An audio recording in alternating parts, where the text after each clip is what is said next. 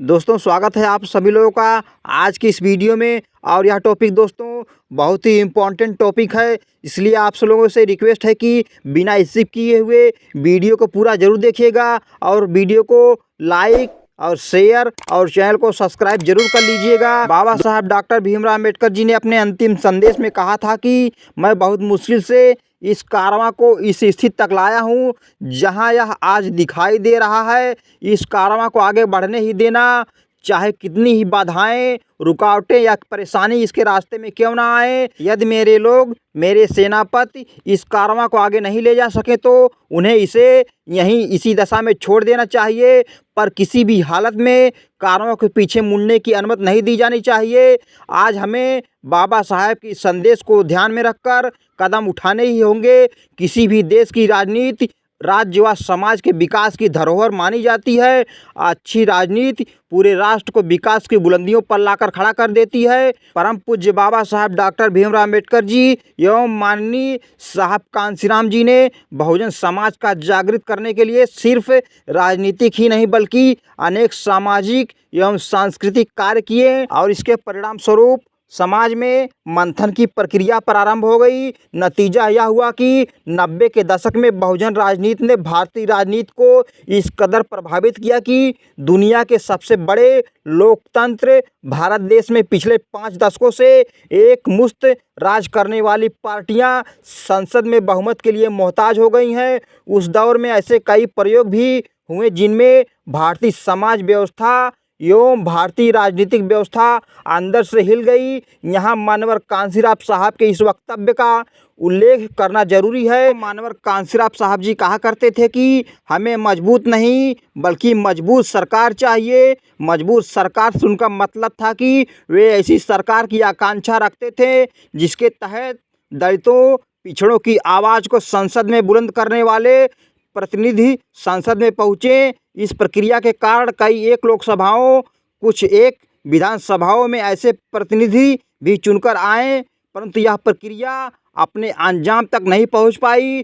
कई कारणों से इस प्रयास को धक्का पहुंचा है। संपूर्ण समग्र लोकतंत्र यानी कि सामाजिक, राजनीतिक एवं आर्थिक लोकतंत्र का बाबा साहब डॉक्टर भीमराव अम्बेडकर जी की संकल्पना का देश, समाज का सपना आज भी अधूरा है। दोस्तों, मैं अपने इस चैनल के माध्यम से महात्मा ज्योतिबा फूले, साहू जी महाराज, श्री नारायण गुरु, पेरियार स्वामी, बाबा साहब डॉक्टर भीमराव अम्बेडकर जी और मानवर कांशीराम साहब के सपनों के समतावादी भारत का निर्माण हो ताकि समाज के सभी वर्गों तक सत्ता पहुंच सके। और 26 नवंबर 1949 को विश्व रत्न, भारत रत्न, भारतीय संविधान के निर्माता डॉक्टर भीमराव अम्बेडकर जी ने देश की एकता और अखंडता और संप्रभुता को कायम रखने के लिए संविधान सभा में कहा था कि आज से हम सामाजिक क्षेत्र में असमान एवं राजनीतिक रूप से समान हो जाएंगे। एक व्यक्ति, एक वोट का समान मूल्य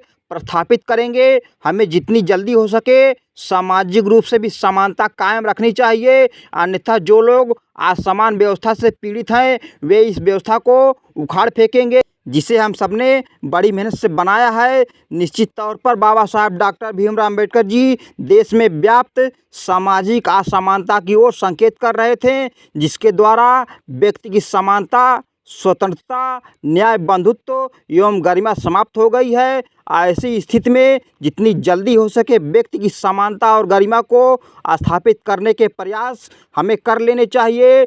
देश की असमानता भरी सामाजिक, आर्थिक, राजनीतिक व्यवस्था को ध्यान में रखकर ही विश्व रत्न डॉक्टर भीमराव अम्बेडकर जी ने एक ऐसा संविधान देश को सौंपा जिसको लागू करने से देश की संप्रभुता कायम रह सके, व्यक्ति की गरिमा कायम रह सके, क्योंकि समानता के सारे मूल्य परस्पर एक दूसरे के पूरक हैं। इसलिए एक के नहीं होने से दूसरे की संभावना छीड़ हो जाती है। क्या 1950 से सत्ता संचालकों ने समता के सामाजिक मूल्यों के सिद्धांतों पर चलकर देश में व्यक्ति की गरिमा को निभाया है? क्या देश में बाबा साहब डॉक्टर भीमराव अम्बेडकर जी के दिए हुए संविधान को उसके मूल रूप में वे प्रतिस्थापित करवा पाए हैं? कतई नहीं। क्या देश के प्रत्येक नागरिक के जीवन में समानता आई है? क्या उसे स्वतंत्रता का अनुभव हो रहा है? क्या देश के प्रत्येक नागरिक के साथ न्याय हो रहा है?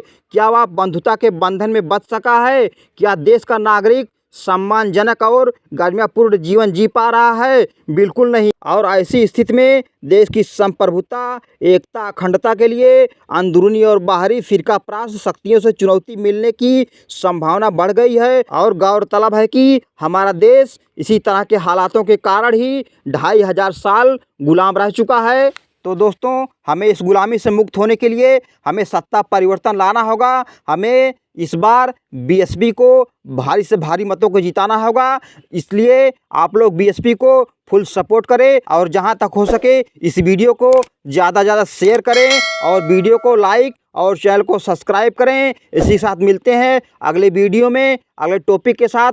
तब तक सभी को जय भीम, जय बसपा, जय संविधान।